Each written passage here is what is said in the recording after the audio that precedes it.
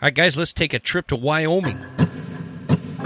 There exists a threat, from anti-hunting groups to politicians trying to give our land away, and we won't stand for it. Those vast western landscapes provide the space for our wildlife to thrive and a place for hunters and anglers to fuel the fire that sparks their soul.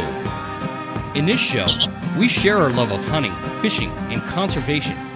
Here, we provide the foundation to meet these threats through passion and the grit of the American outdoorsman. Welcome to the Western Huntsman Podcast.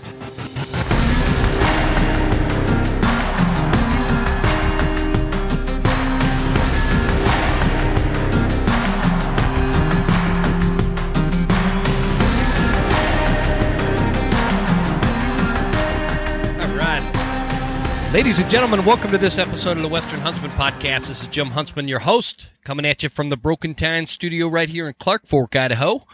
And like I told you in the intro there, we're taking a little trip over to Wyoming to a guy I've been kind of following along with on or through, I guess, for a long time. Sam, I don't know what else to say to that. How you doing, brother? Doing good. So I was thinking about it while the intro music was playing, man. Well, I feel like when I grow up, I want to be like you, because you've got this ranching background. You grew up with a dad that was a guide. You've been hunting your whole life. You live in Sheridan, Wyoming, of all places. At least it's not over in Powell, Wyoming, with the riffraff of Eastmans, right? Yeah, we're on the good side of the mountain. Well, the biggest reason I agree with you, man, is because there's not a lot of grizzly bears over there.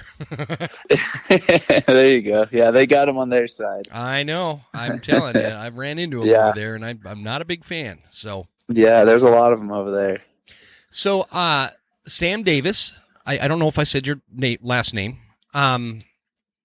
Out of Sheridan, Wyoming, kind of just to tell the guy or everybody listening how we got hooked up is Scott Reekers over at Eastman's sent us a text and introduced us, and I heard you on Aaron's on Snyder's podcast. God, I can't believe it was that long ago. I was thinking it was like a month or two ago, but it was last summer, huh? It was last summer. Yeah, I don't know when we released it. Yeah, it was recorded last summer, and yeah, it came out probably late last summer, early last fall. It came out. I must have something right in there sometime. Yeah. Well, tell me a little bit about growing up in Wyoming with a dad that was a hunting guide. Yeah, I guess I always tell everybody, if I get any questions or people always ask me about bow hunting or how I've got to chase so many critters and this and that I'm only 38 years old. I guess a middle-aged guy now I grew up, I was fortunate where I grew up, and meaning that as growing up in Wyoming, I was fortunate to have a lot of opportunity, a lot of tags from deer, antelope, elk, cow elk, multiple whitetail tags, and with that, Dad was a guide my whole life. My dad was a fireman and he had the fire department schedule. So with that, he was also a guide, and then he retired from the fire department and was a guide and continued guiding. So with that, I knew nothing but hunting. I talked to my wife, and I always joke that every October, my whole life has been guiding. It's bow hunting in September for myself, and then it's been guiding. And growing up like that, then I had a guide's license. I was licensed in Montana and Wyoming since I've been 18. So I think 20 or 21 seasons now I've been a guide in both states. And yeah, I guess I've just grown up hunting, and I didn't know any other thing.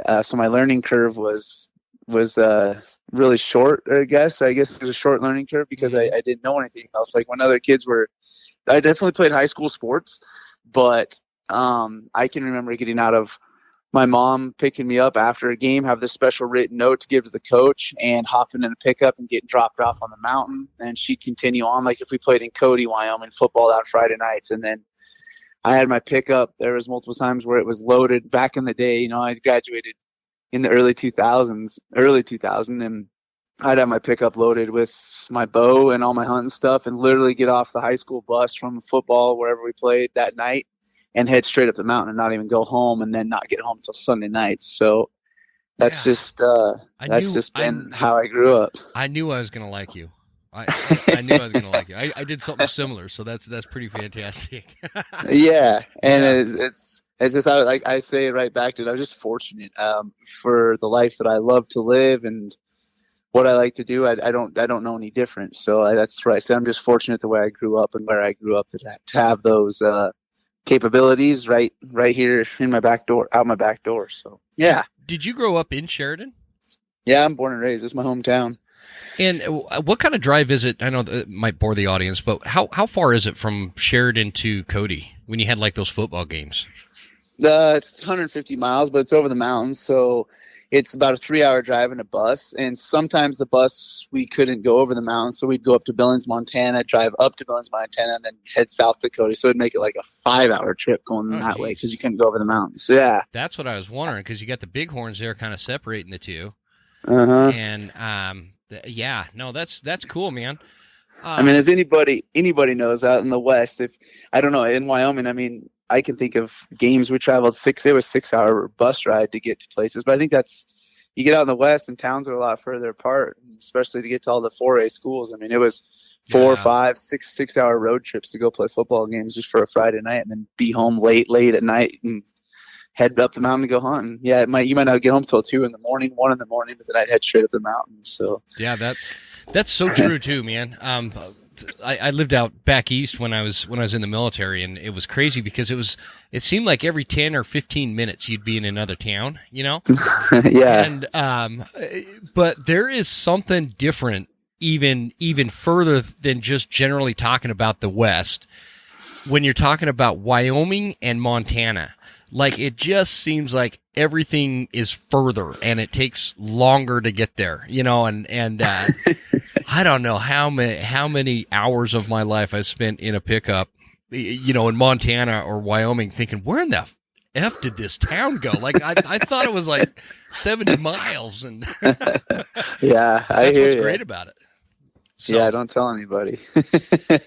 So just so we're preventing any out-of-staters, how terrible is it in Sheridan right now? Well, it's I would say it's been snow and more snow, and we've got still. I saw where everybody else is starting to look for horns and stuff, and I bet there's right here sitting in Sheridan, there's got to be 20 inches of snow sitting on the level. I mean, it's 2 strands up the barbed wire fence still, and the drifts are still 4 and 5 foot deep everywhere. So. And it was 15 below zero just a couple of days ago. So, yeah, it's winter's still holding its grip really, really tightly here. And you got all those polar bears coming into town, taking all the, people. So exactly, it's horrible. So it's just a forewarning. You know, if you're in California, don't go to Wyoming, folks. Yeah, go to Idaho. No, wait a minute. We were teaming up. We're tag teaming, man. They have to go to Montana. Bozeman is gorgeous. Go to Bozeman. I think they still have a little room there. Yeah, they do. Out towards Three Forks and Ennis. There's a lot of cool country out that way. There you go. Man, we are gonna get some hate mail. Sorry, Brian Barney and Ryan Lampers. That's where those guys live. Absolutely. Sorry, not sorry, folks. There you go. Yeah, I'm super curious. When I was kind of reading your biography, why are you strictly a bow hunter? What's your draw with strictly being a bow hunter? Because it seems like you're pretty strict about it. Yeah. I don't know what it is. It's what draws me to it. There's no reason. There's no rhyme or reason. It's every time I look at something, when I'm thinking of a stock, anytime I'm glassing anything, when I'm shed hunting, when I'm just taking my family out, we're driving and looking at animals, I'm always looking at like, where's 40 yards or how could I approach that critter? Like that's just, I look at things as a bow hunter. Man, it's been a long time. 2006 was the last time I pulled the trigger out on a rifle on anything except for coyotes. Yeah. When it comes to big game critters, last time I pulled the trigger. Yeah, exactly. I would shoot a wolf with a rifle if I was doing that thing. But 2006, I shot a bull elk. I've been bow hunting, strictly bow hunting, except for that one elk since 2000. So going on 24 seasons. I guess this will be my 23rd season. But I did kill an elk in 06. It's something that it just gets my heart going. There's nothing to me better than when I get to full draw, and then I guess when I see that arrow hit something, when I hear that arrow hit something, that's a feeling that is like none other to me. And I like the tightness, the bond, the things that I've seen bow hunting. things I've seen an animal do when I've been in tight is it's unexplainable. I mean, it's explainable, but the feeling is unexplainable to people. I mean, like what I've watched a deer's ears do, what his jaw's doing when I'm standing, 8 or 10 yards away when it's in its bed for an hour waiting for it to give me a shot, or what I've seen herd elk do when I'm crawling in their beds with them, trying to get within bow range or waiting for a bull to present a shot. I mean, when you hear elk cough and you can literally hear them chewing their cud, and then they'll kind of like cough up on it and stuff. Like, I don't think rifle hunting gives you, I'm not saying it's nothing against rifle hunting. I grew up, my dad's a rifle hunter. I guide rifle hunters. That's all I guide is rifle hunters. I'm around it a lot. I'm very familiar with rifle hunting. It's just the challenge for me is bow hunting. And I love the intimacy with chasing critters with a bow. There's nothing that tops it for me. Yeah. The thing that I always think about with it is because Sam, I do both. I'd even do all three. I actually 2 years ago, I bought a muzzle loader and I still haven't actually shot it at an animal. So because I do like to experience all aspects and phases, which you do anyway, because you're a guide and have been for a long time. But for me personally, I'm not a guide, so I do like to experience all of it. And honestly, I enjoy rifle hunting. It's a different experience. But I will say that my bow hunts are the hunts that I'm most proudest of. They're the hunts where I get the most thrill. I feel like the skill it takes to be a consistent, successful bow hunter is wildly different, if not higher in magnitude than it is with a rifle. And again, I'm always treading lightly with this because I don't want anybody to like take it wrong. I go rifle hunting like a lot. So in fact, generally, I enjoy deer hunting with a rifle unless it's whitetail. So anyways, I don't need to overly explain that, but there is something that there's like this order of magnitude of greatness when it comes to bow hunting that is magnified from the sense of the sensation you get when that arrow hits your target, from the sense of that feeling of accomplishment, that intimacy with nature and with the animal. You just are like more tuned in and connected. I don't know if I'm explaining it right. Yeah, I'd say you've hit on everything that I would say. Yeah. Yeah, for sure. And again, anybody listening, like I'm not picking on or throwing rocks at rifle hunters. I do it every year. One of the bears I killed last year was with a rifle. Well, one of the deer I killed last year was with a rifle. But I don't know, just bow hunting there's something special. There's something primal about it. I think that's part of what feeds into and makes people obsessed with bow hunting is it's so primal. And I don't know if you've ever. I was talking to this guy in Hawaii who's a bow hunter and well, he does all sorts of different hunting. But Wild Kitzel, he was on last month, I think. Okay. And I was telling the story of how I was bow hunting mule deer in central Utah over this draw where I found this arrowhead that's thousands of years old. And what I'm thinking is some dude was there hunting thousands of years ago, that same draw, because he knew about mule deer, right? And so how cool is that? Isn't that awesome, man? Like, I love that story, and I think that just exemplifies what and why and how people feel when they are bow hunting, because it's so primal, it's so personal. I don't know. Yeah. What am I missing? Yeah. Dude? What am I missing?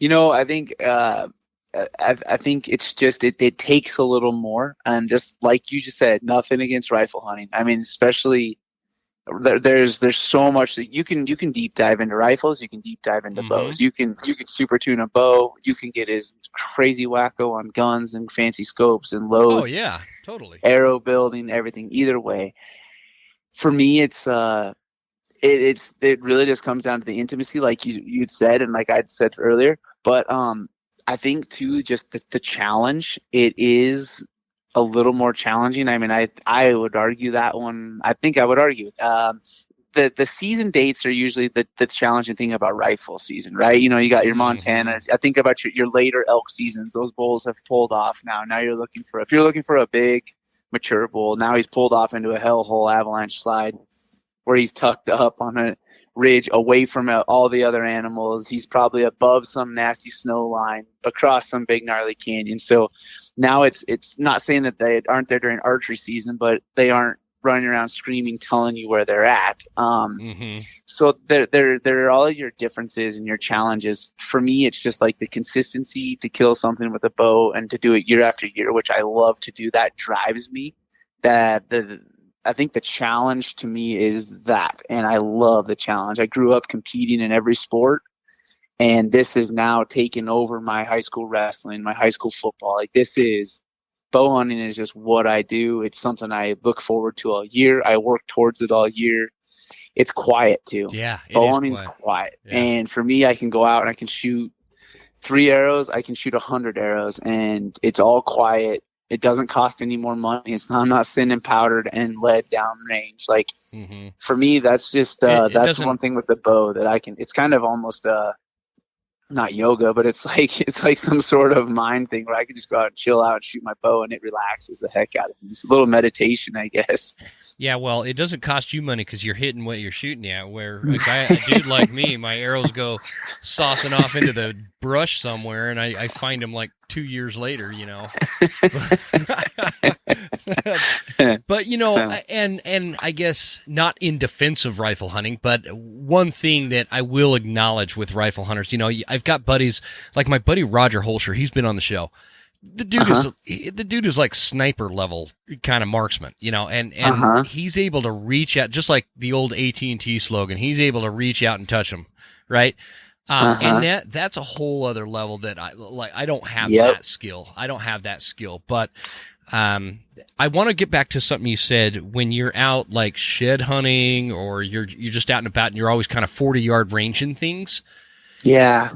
Can you expand on that? Because I kind of got the sense that you do that because you're trying to perfect the way you field judge yardage. Is that is that what you're talking about, or? Well, like, what I'm saying, like, I guess what I'm saying is, like, just glassing. Some are driving down a highway and you stop and you see a herd of elk up on the ridge, or you see a buck deer on the ridge. Anytime I'm out there with my little girl or my wife and we're glassing stuff, I always am like, where would you stalk? You hear my wife would get sick of hearing me, like, going, how would you put a stalk on that? Or where do you get to? How would you get on them?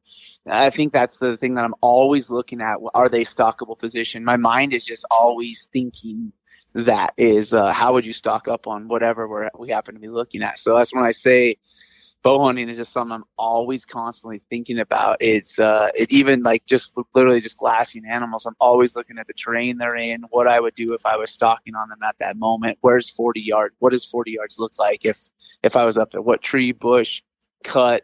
How would I get to 40 yards from that animal? I guess that's what I'm getting at. That's a breakdown of how I'm always thinking about things when I'm looking at stuff. So, do you do this thing? I do this thing where, because I'm always paranoid that I'm going to get into a situation, specifically when I'm calling an elk, and not have your rangefinder. Yes, or I drop it, or the batteries go out, or I've had them where the elk, you know, that bull sometimes will just come in way faster than you think, and you know you're closing the distance, and you get in there, and all of a sudden, dang, that he's right there. I mean, he's right there. You can't pull out your rangefinder. So I'm always paranoid about that. So I walk around, like, I'll start doing this when I'm in the spring here. Do you guys have morel mushroom hunting in like Sheridan, Wyoming? Oh yeah, there's morel. There's morels. You do have morels? Okay. Oh yeah. So you'll know what I'm talking about. So if anybody that doesn't know, like you folks down in Texas, actually they might have morels too. I have no idea. I just like to pick on Texas sometimes.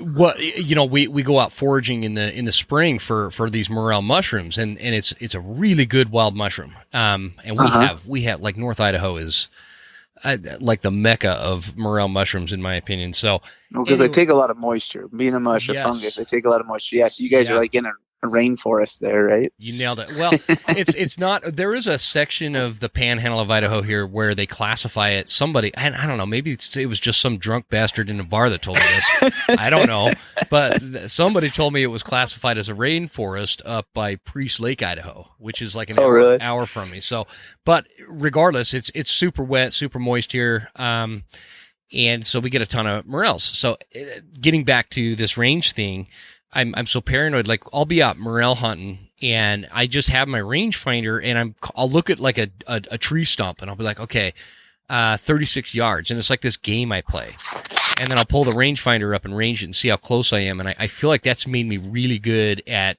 field judging yardage. Do you do something similar to that, or do you have any other advice you can give, new bow hunters, that because it's so critical knowing that range? What do you tell people?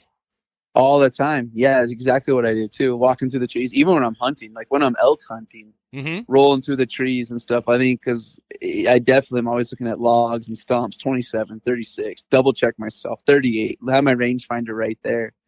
And 3D shoots. If you go to 3D shoots nowadays, everybody gets to the pin. They read the yardage, whether it's written on the pin when you stand up there to shoot. The pin is what you put your foot on, I guess, for people that are new to archery shoots. Or people, the first thing they do is they grab their rangefinder and range it. The first thing I do when I get to an archery shoot or when I'm at an archery shoot is I walk up to the target. I try to field judge. I try to judge it without using any rangefinder, anything. Because like when I was a kid growing up shooting 3Ds, you weren't allowed to, it was always no rangefinders. You had to have 8 power binoculars because people that were really good they could literally figure out how to figure out ranges with their 10 power binoculars. I think the way the focus lined up. Oh, really? So yeah, so like for IBO shoots and stuff, you could only have. I don't know how it is nowadays. I'm just not up to date on big time competitions, but you had a limit on 8 power binoculars. But yeah, so that's a huge thing. Is when you get to an archery shoot, don't use it as like a pacifier. Don't use that rangefinder as a pacifier. Like get up, look at your target. Break it into half. So say you see the target out there, what's halfway? Halfway looks like it's about 20, 21 yards. Okay, split it so it looks like 42. And then when I look at 42 and think about it again, then I do 10-yard increments. I go 10, 20, 30, 40 to that closest tree. It looks like he's about 4 yards past that tree instead of about 2 yards past that tree. So I'm going to say 44. Then shoot it. If not, use your rangefinder. If it's competition, you're there with your buddies, and you want to win, then hit it with your rangefinder. But that's a big thing that I do is like 3D shoots. I always pull out my don't pull out my rangefinder first. I like to judge the yardage and go from there. But yeah, just like you're saying, like stump shooting, just walking through the trees, morel hunting, whatever, shed hunting. Yeah, for sure. You're always guessing yardages and double checking them when I have my rangefinder with me. What do you think the biggest mistake archery hunters make? Because I'm big on the range thing, and maybe I'm off base, but like you're way better at this than I am, dude. So what do you think like the biggest mistake archery hunters make, whether they're expert level, starting out, whatever, when it comes to shooting a bow at a wild, at a game species? Gosh, I'm getting tongue-tied. Yeah. Shooting the bow at a target. Not taking their time. Okay. Not going in. That sounds very simple. So you come to full, so they like just to do a bull elk, because you were just talking about bull coming in, bull screaming. Everybody, I don't care. Cam Haynes' adrenaline comes up when a bull elk's coming in. He's killed a pile of them. Chuck Adams has killed a pile of them, but I guarantee you their heart rate spikes, right? Mm-hmm. There's nobody that can be, you can be a stone cold killer, but your heart rate's still going to spike. The thing is that bull's coming in, he's screaming. You've waited all summer for this. You've shot every day. You've got everything super tuned. This bull comes in, he comes past the last tree you range, is at 30 yards. You get to full draw. I don't think the mistake is full draw. I think enough people get to full draw, but I hear a lot of stuff. There's 2 things I'm going to say. The biggest mistakes I think people make, and I don't want to come across as a butthead saying this, or one thing is it's all kind of in one thing. It's rushing the shot. You always have more time than you think you do. That being said, there's shot angles that people might rush a shot on, and they take a poor shot angle thinking it's the only and last opportunity they're going to have. And the other part of that same answer being we rush a shot is getting either on a thumb release, on a trigger punch or back tension, however you do it, is jamming that trigger or punching your thumb. Like, know that you have a second and a half to think about that second half and take that one last breath out before you pull that trigger. So I know it's kind of 2 things in one, but it's rushing the shot in meaning that there's a lot. And I hate to say it, I've watched hunting shows my whole entire life growing up. I would contend to say I probably have more hunting DVDs than a lot of people. I would say I probably have almost 300 of them, because I grew up watching every single hunting DVD. And then YouTube came out, and I still to this, like I was just watching, I don't know, Destination Elk or something before you got a hold of me. And I really, really watch to see how everybody does it. And there are some great ones out there. There is some really good, awesome footage out there, but I'm seeing a lot of poor shot angles too nowadays. And it seems like it's more prevalent. And maybe I've always watched it, but what do you mean? What do you mean? Like the poor shot angles? Hard quartering too. Yeah. I hard agree with that, quartering two angles, not straight on shots. I mean, straight on shots are straight on shots. We could argue for this for days. People go on and off, and it is what it is. Whatever people think about a straight on shot, but it's the quartering twos, the shoulder back, the long distance when an elk's at alert or a deer's at alertness. Like, there's a lot more to making a shot go off and knowing your distance and knowing the animal's behavior. Like, I'm not saying that you can't have a bull elk drinking water or a whitetail drinking water, and if they hear that bow go off, that they're not going to duck your string and get out of the way. What I'm talking about is when someone has a bull out there at, let's say, 65 yards, he's slightly quartering two, you cow call to stop him at a long distance. So now he's alert, he's high-headed, he might have a slight shoulder in the way, and you still cut an arrow loose. Like, those are all bad things that could happen. Like, there's not a lot of good that's going to come into that unless you cut that arrow loose and for some reason he spooks to roll away and you catch him behind the rib as he's gone because he's spinning out of the way of your arrow and you happen to get lucky and catch him as he's going away from it. But I guess that's the biggest thing is you have more time than you think, and it's not worth it to wound an animal. So when you get to full draw, now go back to the situation I explained. You got that bull coming in. He's 30 yards. He's came past that tree that you range at 30 yards. You get to full draw. You're at your anchor. He comes through one opening. He's getting to that second open. Just have patience and breathe with it. Or he stops for just a second and his vitals are covered. Just have patience. Don't try and rush the shot and hit him in the guts. Don't try and pull it up forward, hit him in the neck. Yeah. Like, just wait it out. And the worst case scenario, he's going to turn. You'll have to go find another one. But I guess that's my biggest thing is like, or if you get to full draw and you stop one, take that breath, then pull the trigger. I mean, it's literally like it's a second and a half more that you took that breath and you're going to be able to get that trigger off instead of just stop and whack, hit that trigger as hard as you can because that's a lot of bad stuff happens there. That's crazy you say that, man. I'm going to keep that line in my head. I'm going to keep you said you have more time than you think. You have more time than you think. That needs to be something that I just kind of tell myself in the moment because I'll give you a great example. Last season, last September, that I had this great interaction with this bull. He's super spunky, super fired up, and he's coming in and he was in some super dark timber, which explains why he didn't see me kind of slip in out of the brush into the dark timber. It was just dark enough where I know he saw me moving, but he couldn't identify what I was, right? And because I didn't know he was there. So I bugle again, and all of a sudden he starts coming. He's like 80 yards at that point, starts coming in towards me, and I'm getting so fired up. I have all this on camera too, by the way, Sam. Oh, really? And I haven't posted the full footage of it because I'm worried I will get crucified online, right? And so this sucker comes in, and I'm just beside myself excited because I had just passed on a smaller bull because I heard this one bugling, and I don't pass on bulls normally. I am just not picky. I don't care what anybody says. If it's got antlers, that sucker's going down. So anyway, this bull, he's coming in, and I get him. He's 25 yards or so, and I'm drawn back, and if I would have been telling myself, you have more time than you think, I kind of, and it's not, I don't often panic like this, but for some reason, I was slightly panicked about losing this bull. And I think it's because I'd been working on him for, 3 hours at this point. Yeah. And he gives me a really good shot, except there were these little branches in the way. And if I would have just had you have more time than you think in my head, he would have taken 2 more steps and I could have stopped him there and he would have been wide open. But I didn't notice the branches, and I released that arrow and this little pencil-sized branch deflected my arrow right over his back. And it is painful to watch, like the cringeworthy when you watch it. It's like, dude, how did you not see that? And so I've been pretty bent out of shape about that one.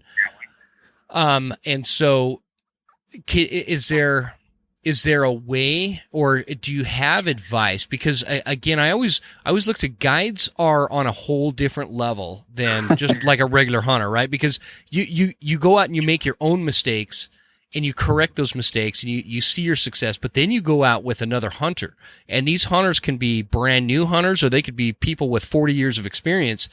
Either way, you're monitoring every little thing that they're doing, right or wrong. And so that's why I always look to guides that they tend to have a much easier way of explaining what mistakes are made because you see so many. So getting back to that, how do you slow yourself down? How do you give yourself the thought process of you have more time? How do you clear your head enough to know, okay, there's a couple of little branches in the way, you're going to deflect your arrow? Does it make sense what I'm even asking you here? Yeah, no, totally. No, you literally got to so you guide. That's a perfect example, I think, that I haven't even really thought of. But when I go to my guiding, is the first number one rule that I always have is you're guiding.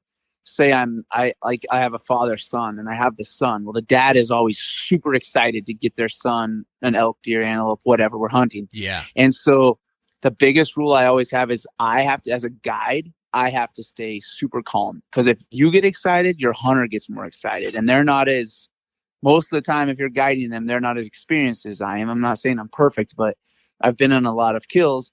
And so the first thing I do is don't get excited myself, no matter. Like last year, I guided a heck of a mule deer buck, and this guy had never shot a mule deer that I was guiding him.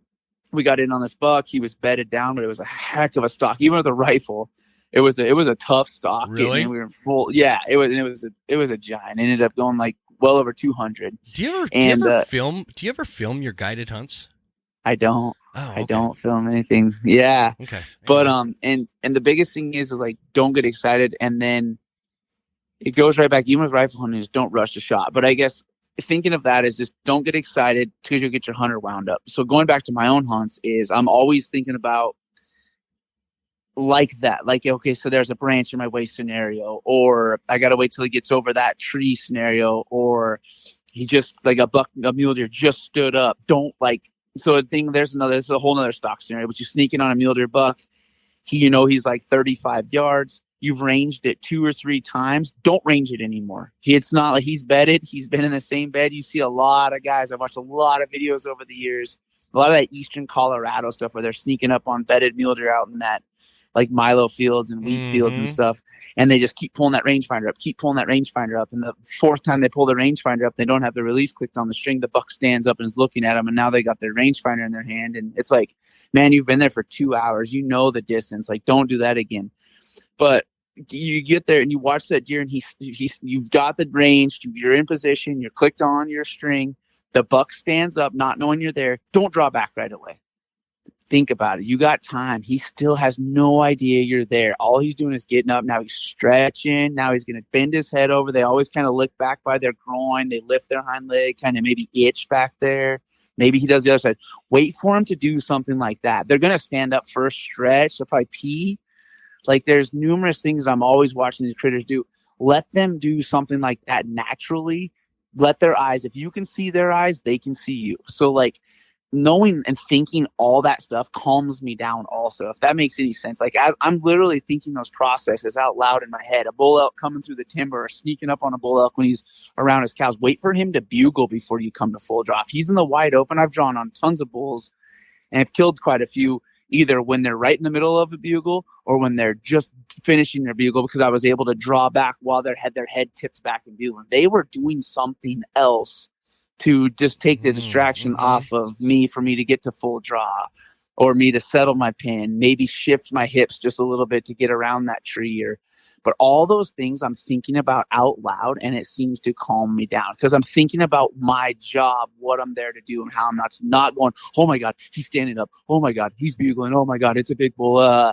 Like, instead of thinking about that stuff and getting wound up, it's like, what do I need to do to accomplish what I'm here for? Like, I'm here to kill this animal, not to get googly eyed over his size of his antlers or how close he is.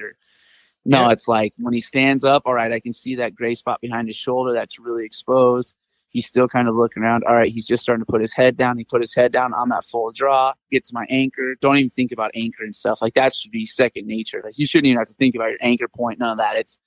I know he's 28 yards. I'm going to put my 30 pin right at the bottom of his heart, right top of his heart, and I'm going to crack this shot loose. Like God, that's kind of how fantastic. I think of things. Dude, you're a wealth of information. I love it. I love it, Sam.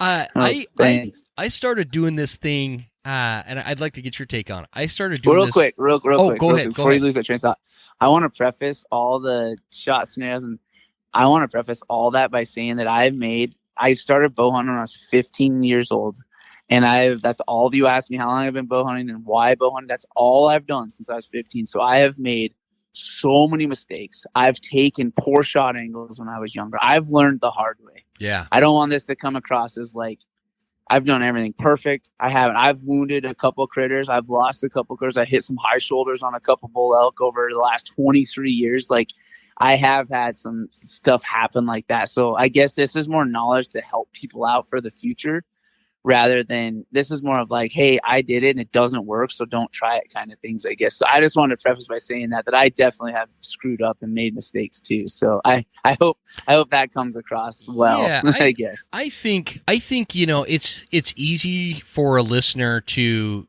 when and it doesn't matter if it's my podcast or somebody else's podcast. You can always tell if there's like a humble nature about a person, and I'm definitely getting that from you. You're just extremely good at this. You're very good at this. You're skilled. You've practiced. You guide. You do all these things. You spend a lot of time doing this, so you're good at it. That doesn't mean that you're like some egomaniac, because you do see some of those folks out there that like they've killed one elk in their life and they think that they're the shit, And so Thank you. I don't want to come across as that. So no, I just want to preface by saying that. You don't, and I feel like I'm sometimes hypersensitive to that.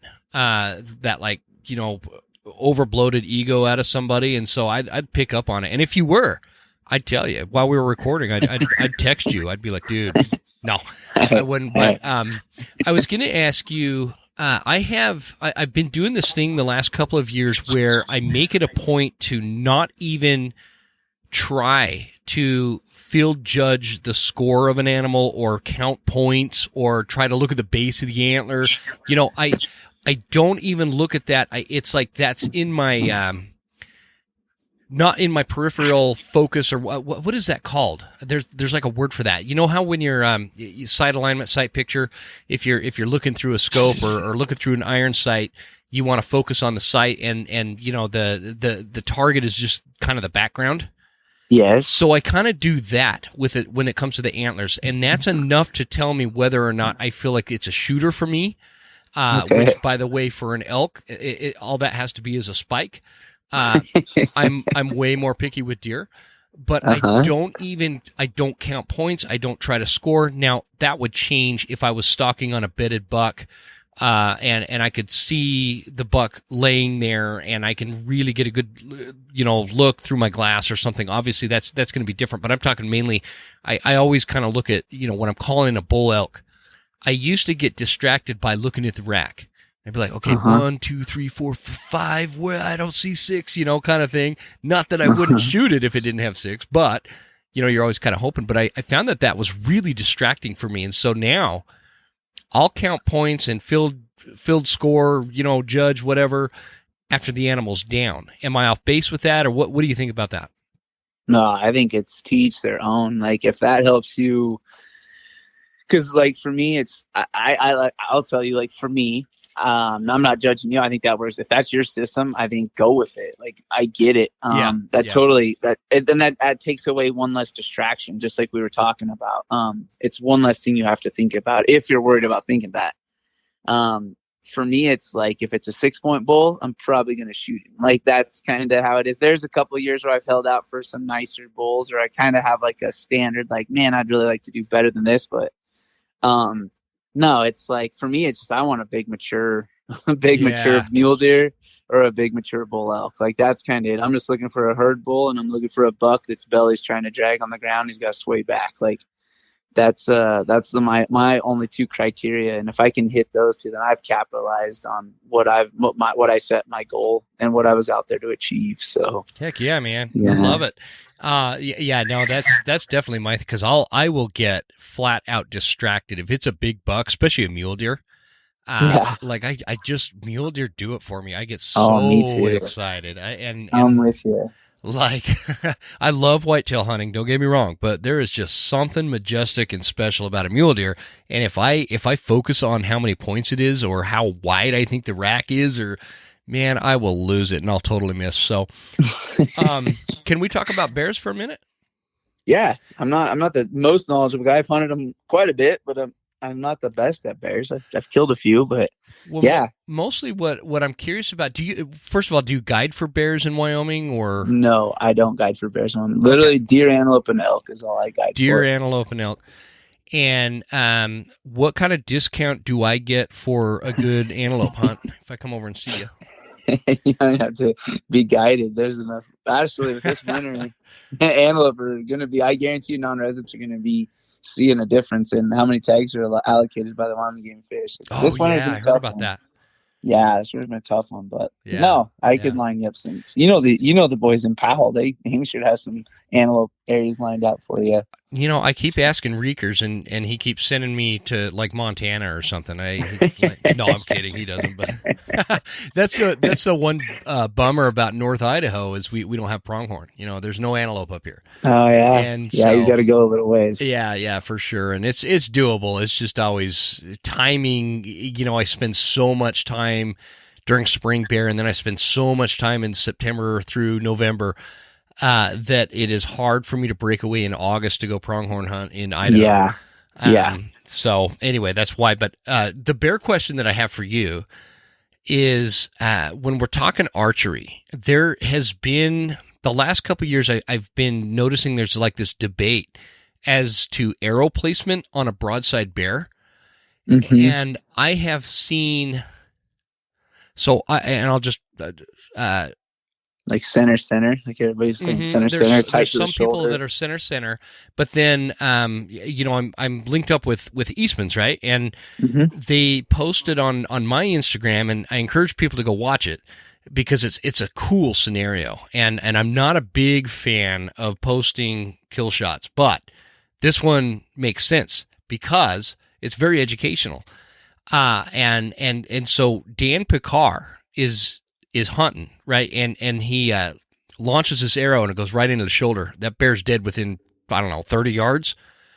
And so I'm just curious, like you, as a bow hunter, you've got all this experience.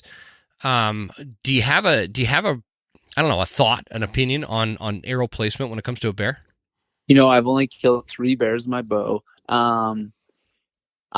For me, it's just behind the shoulder, and I wouldn't say that I'm tight to the shoulder. I'd say I'm right behind the crease, just like I would aim on a bull elk or a buck deer. The one thing I have learned with bears is I undershot a bear last year, and I went right to the corner. He was standing on all fours. I went right to the corner I went right to the point of his elbow, and I just slid my pin in just so he was facing right, went to his elbow, slid it just to the left of his elbow, about 3 inches, and I shot, and I watched that arrow disappear right into him, but it didn't sound solid. Coming to find out, I killed that bear, I want to say 8 or 9 days later. I killed that same boar, and he had a cut right across his brisket. I'd hit him low, and I obviously I watched him after I shot him, the first shot at him the first time. I watched him go up this canyon, and I paralleled him up this canyon for well over a half mile, but I could see him going up the head of this. He spooked him pretty bad. I watched him go up the head of that canyon for probably 1,100, 1,200 yards when I lost sight of him. And he wasn't wounded at all. I mean, I was like, man, what did I do? Come to find out, I got down there was a big old pile of black hair, but his hair was so long hanging off the bottom of his chest. I thought I was up into the body cavity, and I just took a big old chomp of hair and barely grazed his brisket. Yeah, And it was really neat that I ended up killing him 8 days later or whatever, 10 days later, because first thing I did when I got to that bear, I rolled him over, and sure enough, he had a big cut right across his brisket. And I was like, how awesome is that? Yeah, But that's way cool, man. You give him a little haircut just to let him know you're coming back, and sure enough, and there you go. He was like my dream bear. Yeah, he was the biggest bear I've ever killed. So it was cool to see him and then have it all come together like that. But I shot him middle. It was the window that I had. He was on a washout trail kind of thing. I was across the canyon from him. He had a sow, and he was working directly across this canyon from me. And I worked down into the bottom of the canyon, and it was such a steep cut down on the bottom that it was only 70 yards across. I mean, like he was across the canyon, but it was so steep side to side. It was only 70 yards by the time I got to the bottom with him.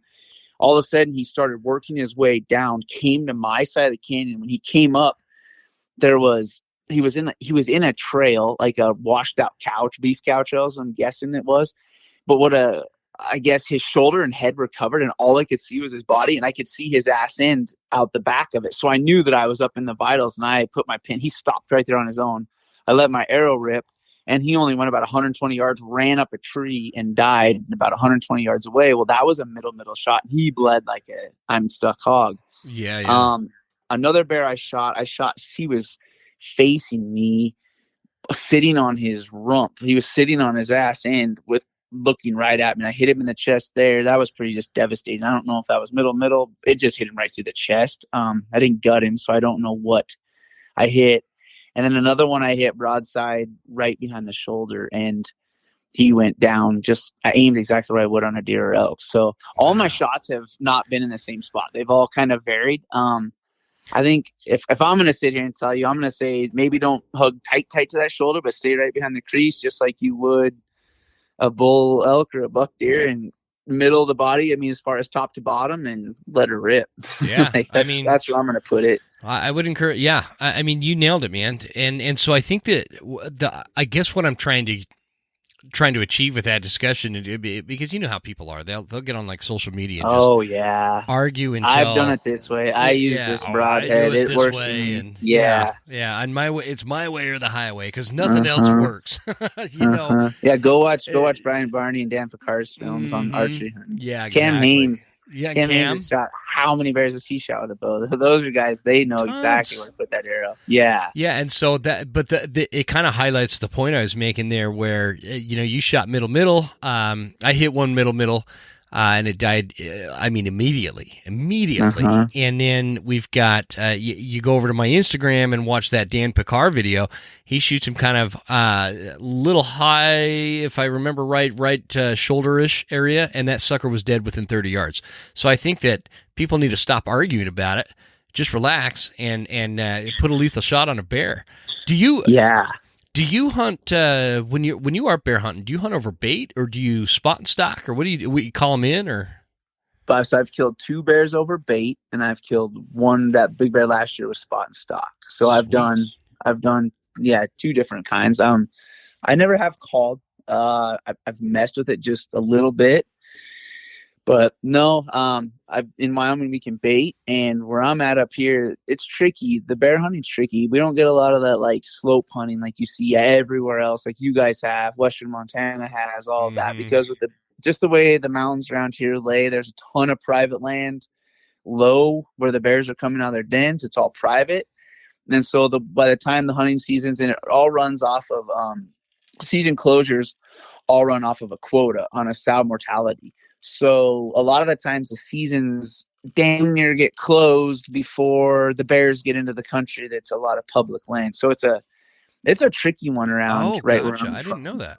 Yeah, just by the time the green up's hitting, and I definitely get into all that country, and I hunt it and chase them, and I do everything I can to try to kill bears. I haven't really taken it serious except for about the last 6-7 years. I've really finally decided to get serious with bear hunting. So yeah. It's tricky. I killed one of those bears, was actually in the fall. It was a fall bear.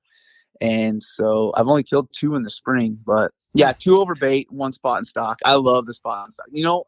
I have nothing against baiting. Baiting it's one of the neatest things to sit there and watch bears be bears. I've only killed 3 bears, but I've probably been within archery range of probably, I would say 35 or 40. I've passed on a ton of bears I've been very lucky in the bears I've harvested. They've been giants. I've been very lucky to kill all over.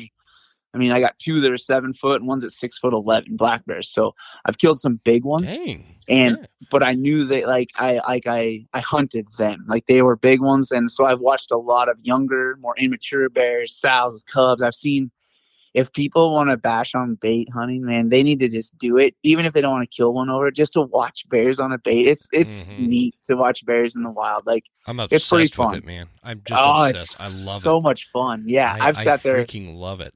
Yes, exactly. You know exactly what I mean. I've sat there way more nights watching bears, obviously, because I've only killed 2 over a bait. And I've sat on baits for probably 40, 50 nights total, and never shot one. So it's a lot of fun. It's so funny you say that. I passed on a bunch of bears last year. Well, I wouldn't say a bunch, but there was one in particular that I remember thinking that it was like the first few days that I'd set this bait, and I had this great spot, and I'm like, if I kill that thing right now, my spring bear hunt is over. And so I that's why I passed on it, and I shouldn't have, because I ended up shooting a much smaller bear. But how, you mentioned you had a daughter. How old's your daughter? She's 5. Oh, okay. So she's got a while. I've got this year I'm getting my daughter's out on a bear bait, and I'm hoping. Oh, nice, dude! I am so excited. I like can't even see. I just bought my one of my daughters. She's 12. She just turned 12, and she is like, she's not left-handed, but she's a left-handed shooter and left-eye dominant. And so I just bought her a 6.5 Creedmoor Savage, and nice. It's pretty sweet.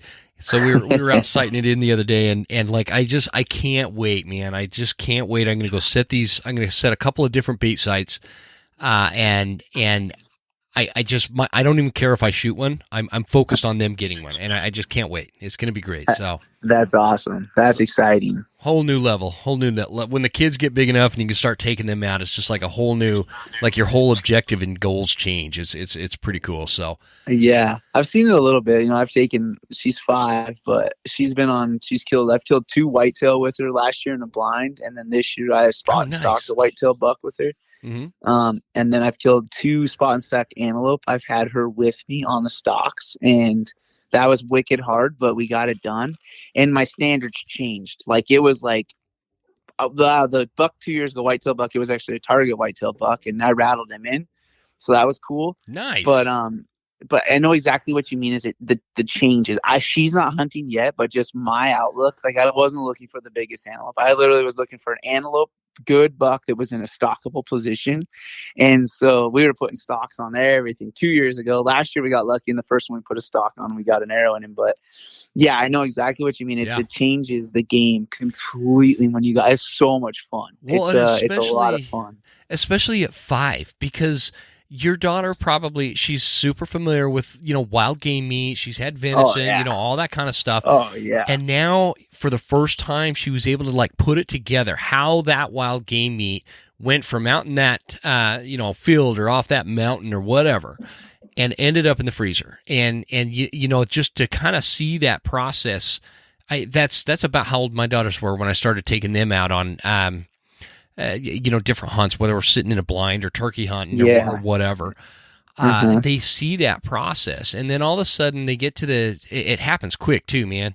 Like 5 years old to 10 years old, it just happens so freaking quick. I'm blown away. My youngest daughter now is 12. It just irritates me. I'm only 42. But anyway, so, last year I was able to take them out. They got their first bucks. They got their first turkeys last year, and they've been watching this whole thing come together, and now they're doing it on their own. And I feel like just the bear hunt is kind of like the, I don't know, it's going to set us up for the year kind of thing for their hunting season, because I did buy them bows, but I'm not going to take them bow hunting for bear. We're going to wait for September on that one. But anyway, I'm just really looking forward to it. I'm like overly excited. Yeah, that's awesome. You should be. That's cool. You keep saying it keeps piquing my interest here. Stockable position. Can you define like how a hunter can identify what a stockable animal is versus a non-stockable animal? Make sense?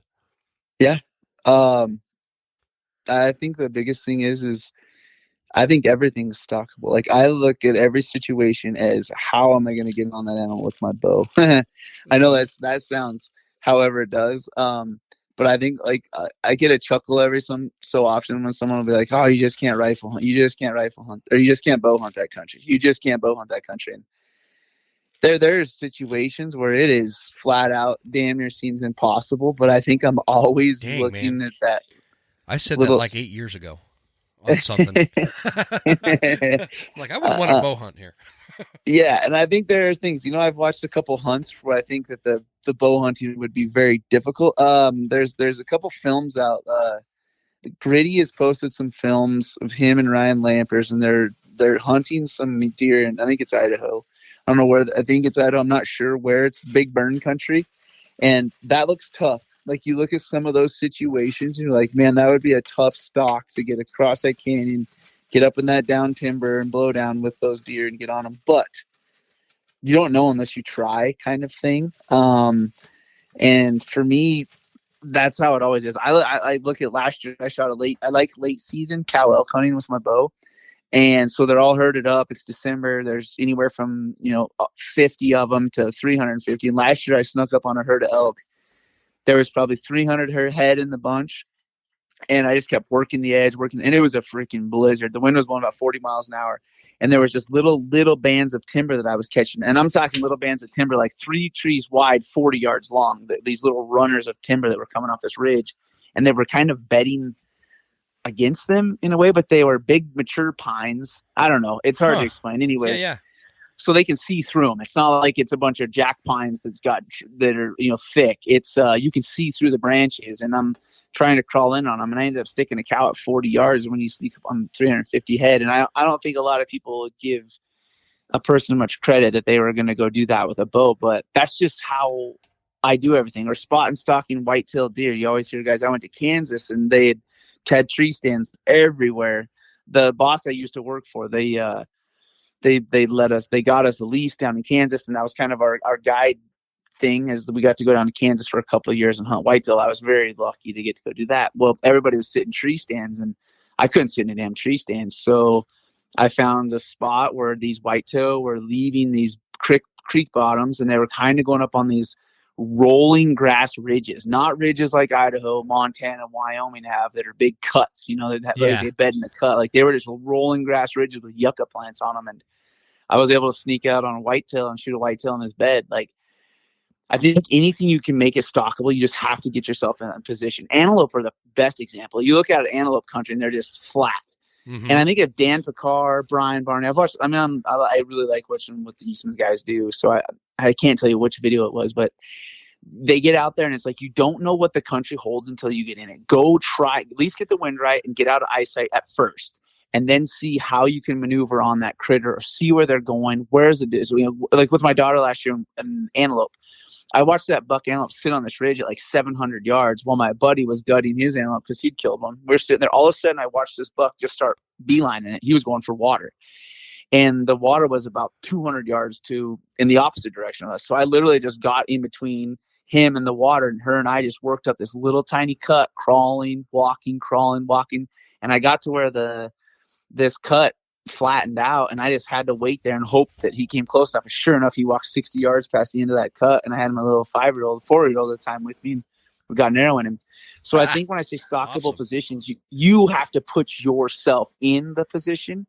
There's a lot of positions, a lot of stockable positions that are gimmies, like, oh, the wind's blowing uphill, I'm going to slide in on the ridge. Most of the time I like to be just barely above them, coming in completely above them. I don't like thermals, and sometimes go from straight up to straight down. So sometimes I kind of like to be on their level just a little bit higher. So if a thermal goes up or down, it might not go directly at them when I'm sneaking on bedded deer or elk up feeding in like an avalanche chute or something. But yeah, I guess when I say stockable position, is you got to get yourself out there and try and figure it out. Cause almost everything, there are guys that are going to get on here and they're going to hate on me because they hunt antelope in the flats of New Mexico and there's nothing out there but yucca bushes. Hats off to you. I 100% get it, getting a blind or decoy them, something like that. But I think it's important that people listening understand that when somebody has an opinion on what they do, does not mean that that's like offensive or attacking the thing or way that you do it. You know what I mean? Like it's totally okay to have these different philosophies and ideas as to how to pursue this wild game. That's what makes hunting so freaking beautiful, man.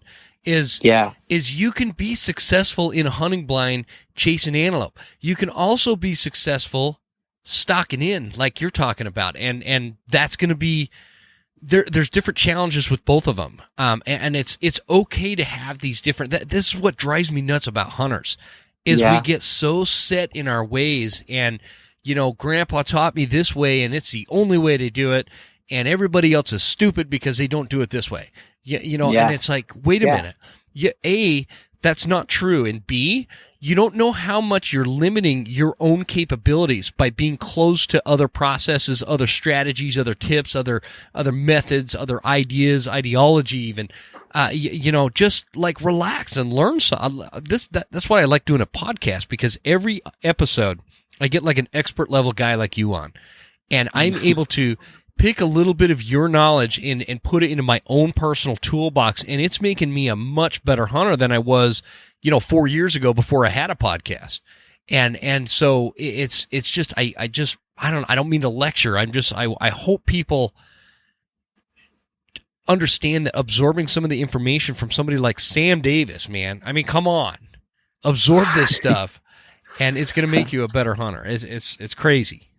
Yeah. Well, thanks, man. I guess that's everything's situational though. And I would say for me in the country I hunt and everywhere I've been in New Mexico, the Arizonas, Kansas, Wyoming, Montana. I haven't hunted a lot. I haven't hunted all over the world. I haven't been to Canada. I haven't done that cool stuff. But some of these Western states that I have hit, there's always been an opportunity to stalk a critter, or at least like sit around on him, and he's going to put himself in a stockable location at some point. That's just where you have to have the patience and the perseverance to stick it out, because something's going to turn up and it's going to happen. Yeah. So that's how I'm always looking at it. And when I say stockable location, it's where can I get within that 40 yards, 50 yards, my maximum efficiency range or the efficiency range that I want to be at to shoot that animal. So that's how I look at it. When you hunt in September for elk, are you more of a spot and stock, or are you calling them in, or what's your general approach? I would tell you, I don't know, the bulls I've killed, probably I would say 70% of them I've stalked on. Okay. And 30% of them I've called them. There's a reason I'm asking. We do on this show, when I say we, I'm talking about me and my dogs. I do a show or a series called School of September. I don't know if you're familiar with it. I've listened to it. Yep. So almost everybody I get, because I'm a big time caller. I like to interact vocally with animals, and I don't care if they're coyotes. I don't care if they're elk. Hell, I get super excited about turkey hunting just because they talk to me, and so I like talking and communicating. That's why I have a podcast, right? And so what I feel like I'm leaving out with School of September is an expert on stalking, spot and stock elk, September archery elk hunting. Would you be open to coming back on the show for a School of September to talk about that method? Yeah, I don't know if I'm an expert, as you'd say, but yeah, I've stocked up on a lot of bulls. I've killed a lot of bulls by sneaking up on them. If you've killed a lot of bulls by sneaking up on them, you've killed many more bulls than I have by sneaking up on them. Okay, so and I know that there's a lot of people in and I don't remember who I was talking about. I don't mean to bring him up again. I think it was Roger Holscher, somebody I was talking to, where we were discussing the fact that sometimes you're hunting country that doesn't really bode well for calling. And sometimes you're hunting country that doesn't bode well. You were just talking about that may not bode as well for spot and stock. It's all stockable, right? And it's all callable. But there's a lot of hunters that maybe get tired of hearing about how we're going to call in an elk every time. Yeah. And I think I focused mainly on that because I get so excited about that, and I love calling an elk, and I that's my thing. And I'll even go a step further and suggest that I'm really good at calling an elk. I'm just not good at killing them. Because I, you know, that hamster doesn't spin my wheel very fast, and I freak out and I hit branches and stuff, you know. So, I would love to have that discussion for School of September, and have somebody that can talk and speak intelligently about this whole spot and stock archery elk hunting. Yeah, I'd absolutely do. I really like stalking, especially when we're talking herd bulls or like the next level of bulls. Oh, man. I really like sneaking up on them. I'm so excited. I'm like about to start recording it right now, but I won't make. Yeah, no, that'd be great, man. And you notice how I made sure that I got your commitment while we were recording, so you can't be like, no, Jim, you're an idiot. I'm not coming back on your show, but I could play you back this recording, be like, man, here, like this is a verbal contract. Yes, I got you. I'll do it. I definitely talk. I'll talk some elk hunting for sure. I love it. Sweet. Yeah. Before we wrap this episode up, I always like to get everybody's take as to, obviously, when, like you and I have some commonalities in a sense that we grew up hunting. We grew up as hunters, and it's been a part of our life since before we can remember. Is that fair to say? Oh, yeah. And would it also be fair to say that as we look at this lifestyle and look to the future of hunting, there are definitely some things that are, you know, bring us concern as to what hunting is going to look like 5 to 10 to 15 to 20 years from now. Mm-hmm. I'd like to get everybody's take on, and I'm trying to ask this differently. I've been thinking really hard about how to ask this, and I still don't have the right recipe as to how to ask this, but I want to get your general consensus as to the state of the union, if you will, in terms of the hunting community, hunting in general, the future of hunting. Where are we at in your mind? Oh, that's a good one. I just had a conversation. I mean, my best friend, my work partner, we talk about this stuff all the time. He's a thinker before he talks, and I'm a talker before I think kind of guy. Yeah, me too. So I'll try to say this kindly. I don't know. It's up in the air for me. Is where I think you asked where we're going to be 5 years from now, 10 years from now. What the state of it is now. The state of it is now. It's definitely different than it was as I grew up as a kid. There's a lot of popularity behind hunting right now, and it has. I think the social medias feed into it, and I'm 100% guilty of that. I was lucky enough, Dad being a guide, I took a lot of pictures as a kid, way before Facebook, Instagram, even digital cameras. On 35 millimeter rolls, I took tons and tons of pictures as a kid, and my dad always said, no tongue hanging out, make the animal look classy, respect the animal when we take these pictures. So I grew up with really high quality photos of all the kills. I always carried a camera with me with a zoom lens on a Canon. And yeah, how about the old disposable cameras, man? Oh yeah, those? zip, click, and you'd get 32 of them, and you'd take it into Walmart and hope that you got at least one good one. You betcha.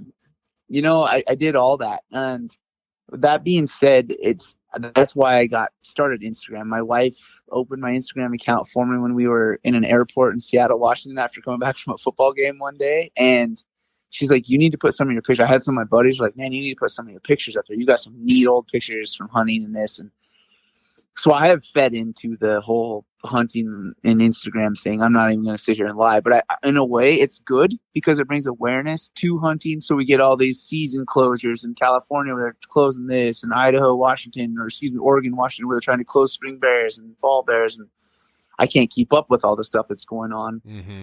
So it's really good that we have an awareness. It's popular. There's some big guys standing behind it. You got Joe Rogan. You got some big name guys, Donald Trump Jr. You got some pretty heavy hitters getting behind advocacy for hunting. I think that's great. Yeah. And it's helping our numbers, which I think is great.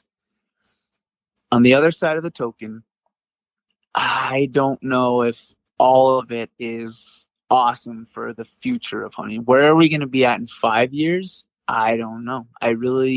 I have a hard time 5 years flies by. Now that I'm a dad, I realize it just seems like 5 years was yesterday. So I'm going to go out to 10 years. 10 years from now, I think the popularity might wear off a little bit. I think the Insta famous, the Insta fun I hate to put it like that, but it's true. I think that fad will kind of phase out because everything goes through phases. And I think it's something that will kind of phase out, and maybe it'll kind of get back to where it was. And being back to where it was is the camaraderie with hunting, and it's always been shared. Hunting has always been shared. If you are new to hunting and you're listening to this podcast, you're new to hunting. If you ever walked into a sporting goods store in the 90s, in the 80s, in the early 2000s, before there was Instagram and Facebook, there was always a cork board backed by the rifles, cork board backed by the bows. It always had, all the local guys would bring their pictures in from their critters they shot that year, and they would take a tack and they would put it on the wall. So it's always, hunting has always been shared like that. It's always been around the morning cup of coffee, like guys at work telling their hunting stories, bringing in 35 millimeter pictures, showing it. So it's not like Instagram and Facebook are new as far as when it comes to showing off pictures. And it's not like you're showing off to be rude. It's like you're proud of all that time that you've put in for, you drew the tag, you scouted the area, you shot your weapon, you went camping, you took the family up there scouting, and then you finally got to bring home a freezer full of meat and then a cool set of antlers. Like, that's what hunting, that pastime, has been about. And now it's just showed over Instagram, or it's shown over Facebook. It's not on the wall in the local sporting goods store, or the back of the grocery store that has a little sporting goods section. Like, it's not there anymore, but that's kind of what it has evolved from. And there's a part of me that's like, it'll kind of go back to that. Not that there's going to be pictures back in our local sporting goods stores, but do you get what I'm saying? I don't know. No, absolutely. I think I'm kind of resonating my thoughts. It's hard for me to wrap my head around. You nailed a lot of great points there, and like even if you like, you were talking about the cork boards at the sporting goods stores, you know, that was the thing back in the 80s and 90s, and you know, we even, like, when I was a kid, all the hunters would meet at this gas station in town. And when they got when they got a buck, we had one in Sheridan. Yeah, and everybody'd meet there, and the quick sack is what it was called. The quick sack, and it had mounted heads in it, and everybody put their pictures in it. It was just a gas station. That's where you had to buy your worms and your bait to go fishing. Exactly. So that's where everybody, and your hunter orange was in there, and you could buy a few kinds of hooks in there. Yep, you can get your tags. You can get your tags there. You can get your that's when you had to get a paper tag. You had to go in there, and the clerk had to actually write the tag out for you. She had to sign it. You had to sign it. It was paper. It wasn't like internet anything. So totally. And then you date that even further back, where when you look at these drawings on the cliffs from Native Americans, you know, they weren't drawing pictures of them singing around a campfire or you know, whatever. It was hunting stuff.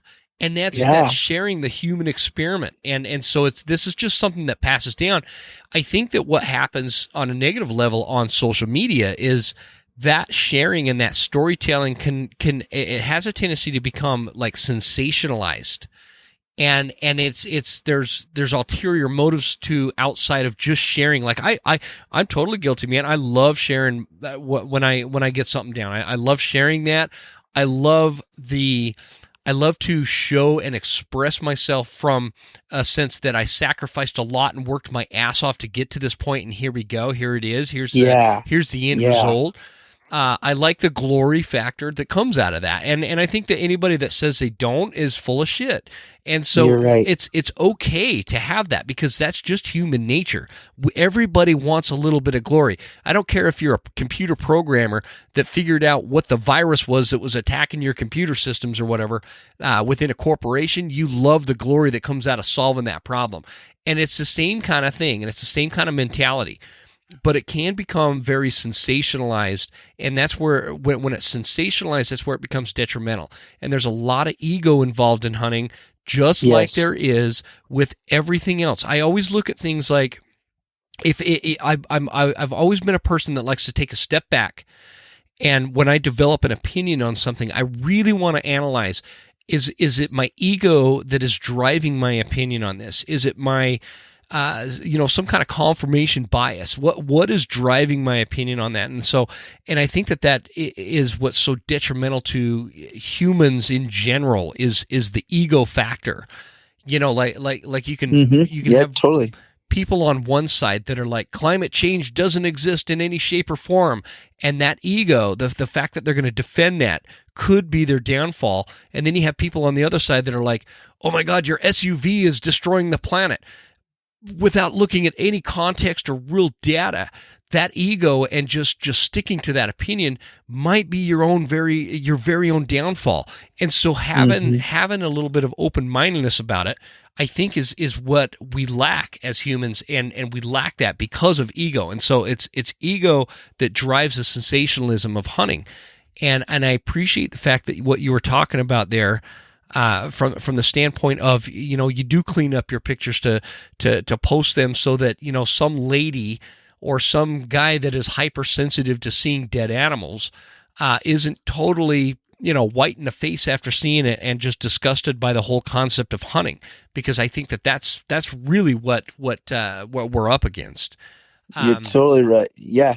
So, You're totally right. I think that's, for me, in the whole, and I'll get kickback because I have commented a long time ago. I don't comment anymore. I'm done with it. Maybe I should, maybe I shouldn't, but I see a picture that's just bloody everywhere and just rough looking picture. And it's like, I think you should comment on it. Yeah. Personally. And it's like, I'm proud, and I'm proud for the guy or gal or whatever that takes it. Like, but just, there's a part of us, we always got to remember that it isn't hunters. Like, I understand there's blood I've seen a ton of dead stuff. I'm talking crazy numbers, but yeah, I understand the blood and the stuff that comes to, but we don't have to show everything. And I know it's a reality. I'm not saying we're trying to keep stuff PG and we're trying to, no. It is how it is. And I'll tell people how it is. But the thing is, I'm getting as when all they look at is a picture, it's a swipe. It is a swipe past, and it might show up on some search. It might show up on something. You want that representation of the sport, or the sport, I don't want to call it a sport, the whatever we love to do so much, the pastime that we love to do so much, that you don't want that to be the image that they can stick with it every time they see a bow. They're like, oh, I saw a bow, but it had, there was an arrow still sticking out of this or that. Or, I don't want that. I would just wish that everybody would think with a clear head, like, all right, hey, we are, as hunters, aren't the only ones looking at this picture. Like, this picture is getting posted on the internet, and when it's posted on Instagram, it's there for the world to see. I don't care what people think, how private their account is. If anybody ever wants to deep dive, and those computer guys are a lot smarter than I am, and hacking into people's information. So I love what you said that's there. what I try to portray. Like, yeah. I love what you said about how it's like a quick swipe, because that is exactly again, we're talking about human nature. People are not going to go. Humans just have this natural reaction to things, and it's either a positive or a negative reaction, or it's maybe it's a moot point to them, whatever. And it's that fast. It's that fast. It's just like if you're scrolling through Instagram or you're scrolling through Facebook or even Twitter or whatever, and all of a sudden somebody who doesn't hunt, who's never been exposed to it, they've never even heard a gunshot in their life. Maybe they've never fired a bow, they've never heard a coyote in the wild, they've never heard a bull elk scream, and they've never killed anything besides maybe a cockroach or something. When they swipe past something that looks like a total bloodbath, and I really like my buddy Guy Duplanche from Western Contours has a really good take on this stuff. But when they swipe past something that looks like an absolute bloodbath and there's like no real context, that individual that's a non-hunter isn't going to go digging for further context. They're not going to be like, man, that picture really turned me off, and I think that hunters, my initial reaction of hunters is negative now. But I'm not going to go like Google it or look further for context or ask them a question through a DM. They're not going to go sliding into anybody's DMs being like, can you tell me the story about how this happened, how this hunt went down? No, they're just going to keep scrolling with that negative connotation in their mind as to what they just saw. That negative reaction is going to be what sticks in their mind. So a week later, let's say they're at the gas station and they meet somebody that in passing mentions, yeah, I'm just on my way up to go hunting. Their connection to that is going to be that image that they saw, that they were exposed to, and they're going to think negatively of the individual that just said they're on their way hunting. I think the basis and the foundational reasons why I get so concerned, man. I just get so concerned, and I love posting grip and grins. I'm going to keep doing it, but I'm going to get better at, because I've been guilty of posting things that I was not being sensitive to the non-hunting public, and I'm just not a sensitive dude anyway. I mean, fuck, if you've listened to this show, you know there's nothing sensitive about me, but I think we all need to just have some I don't know, be a little bit more cognizant about that. Yeah, you're totally right, and that's it. It's not the hunters that we're worried about. It's the non-hunters, the people that have a voice, that have money, that are having people sit down at the state capitol and fight against us. So exactly. That's what I always try to think about. So I guess if I was hopefully in a 10-year outlook from now is that hunting is more realized as a pastime, a good way to get some good food. It's not all about the antlers. I'll tell you what, cow elk eat just as good as big bull elk or better. Yeah, and doe whitetail better. Yeah, I was saying doe whitetail eat great too. So there's a lot of stuff out there when it comes to hunting that's more than just the grip and grins. I'm always gonna have a grip and grin though, because I'm damn proud of whatever I've done and what I've accomplished, and I've got a house full of horns and hides. So, and you should be. Every one of them is a story behind it, and I can tell you the yard. It was funny.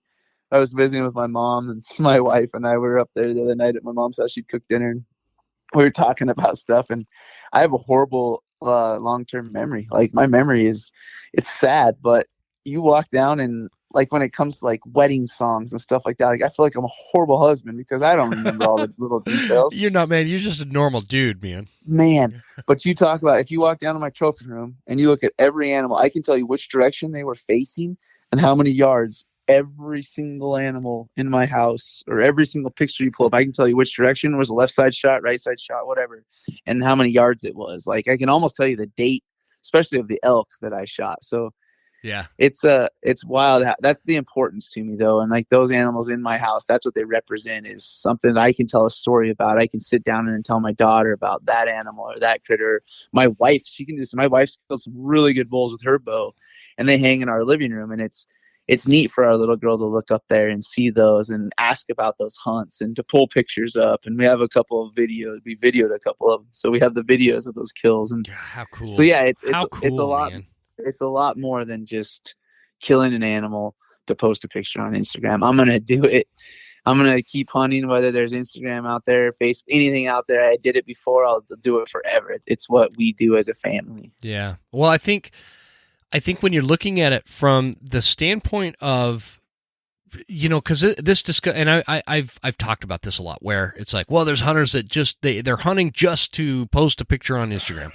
I don't know that that's true. I think that there is possibly some motivation to hunting for that reason, but I think that the majority, like the vast majority of hunters, posting it to Instagram is kind of like the actual kill itself.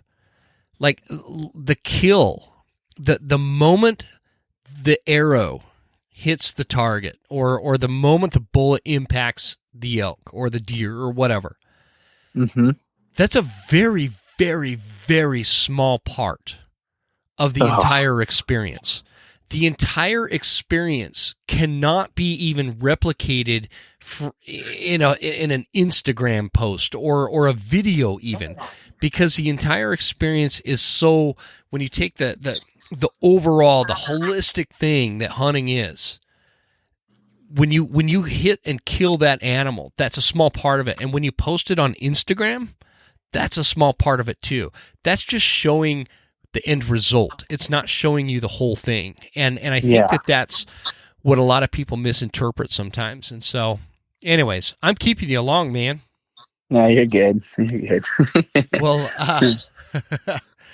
yeah, I don't know. I can go off on a whole other rabbit hole with that, but it's just, I don't know. There's so much to talk about with that, on that topic, and so much to delve into, and we're talking about the future of hunting and everything else. So I will, just to cap that off, I will say, I think there is some good light that's being shed through some of the voices that do hunt now, like with Joe Rogan's and stuff like that. And yeah, it's I neat. agree. It's neat because I think it's reached some people that would have always maybe had a negative look on hunting, and I guarantee you he's changed a lot of people's opinions.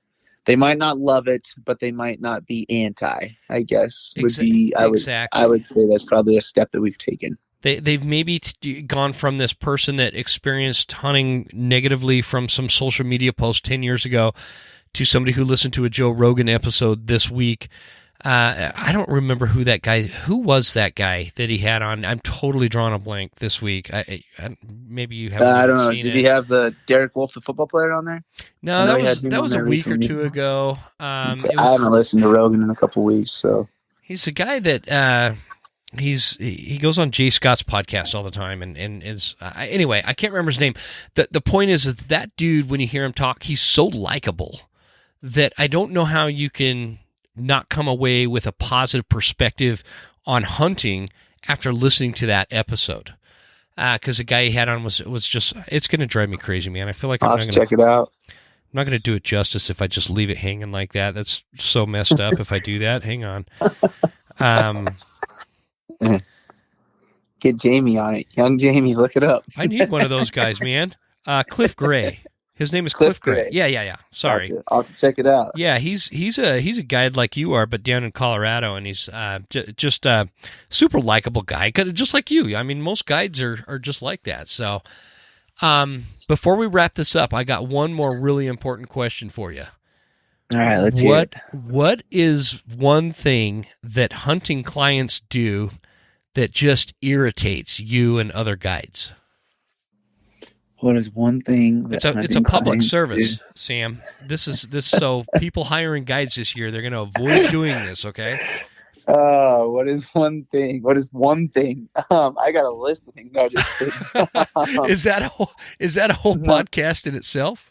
I think usually, you know what the biggest red flag is that I always see when a guy gets in and tells me the first time I meet him, the first drive out, and we leave wherever we're headed, and he tells me how good of a shot he is and how much he's killed. Usually that's the good sign that he's going to miss the first critter you get him on. Like, that's usually, it seems, I know that sounds, doesn't sound right, but usually you get a guy in there that's very proud of what he's done or how good he has shot.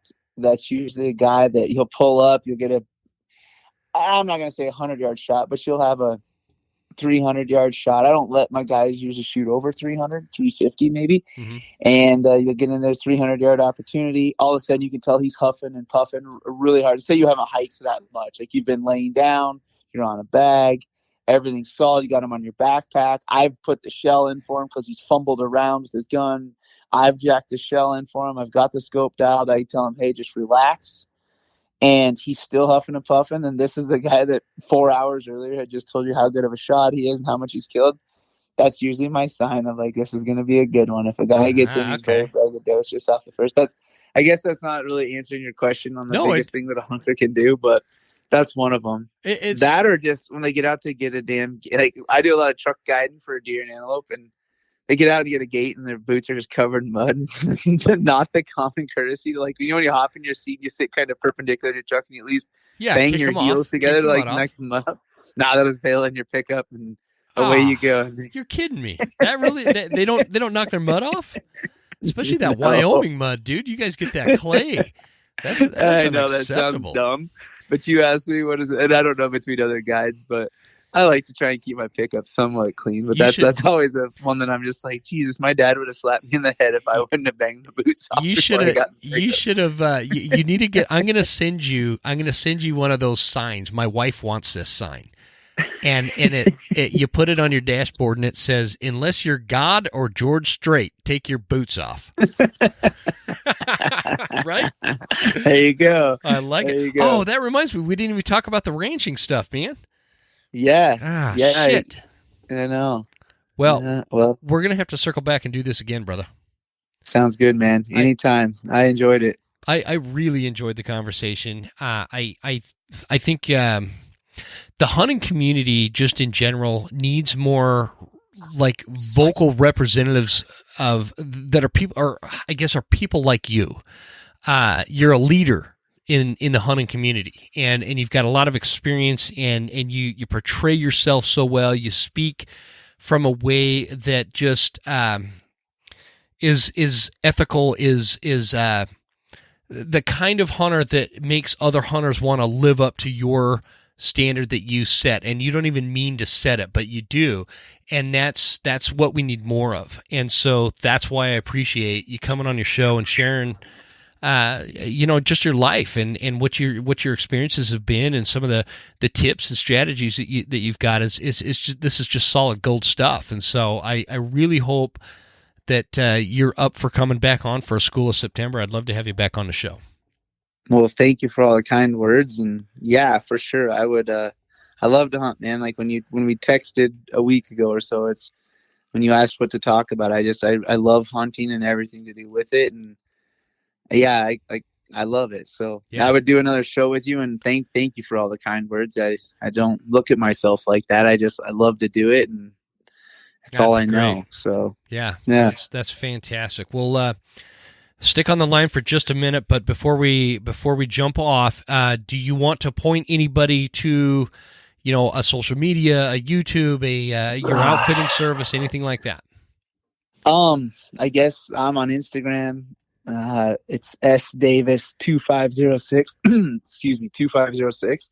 I have my own YouTube channel. It's nothing that great. It's Predators Never Quit YouTube. But ooh, I like the name. I'm sorry, I got a frog in my throat all of a sudden. But I've done some hunts with Stone Glacier Backpack Company. I don't know if you're familiar with them, but oh yeah, I've done a mule deer hunt, and then I got a bison hunt. I drew a once in a lifetime Wyoming bison tag this year, and they filmed that. Zach Bowden filmed that from Stone Glacier, and we had a great hunt. Used my horses, went in the back country with that one. It was a lot of fun. So, man, that's pretty cool. That's a cool hunt that's coming out this spring. It'll be coming out next month. Oh, it is? Yeah, dude. Yeah, that hunt will be released next month on Stone Glacier's. It's on Stone Glacier's YouTube channel.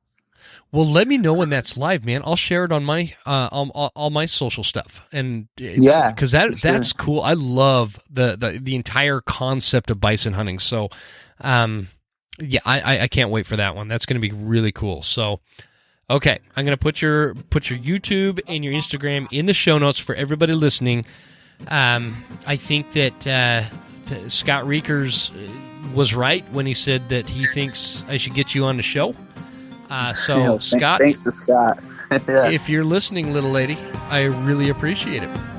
I'm kidding about that, Scott. Don't get bent out of shit. Now he's going to send me a nasty text message. I appreciate it, Sam. Thanks a bunch for joining me, and let's for sure do this again. Sounds good. Thanks again for having me on.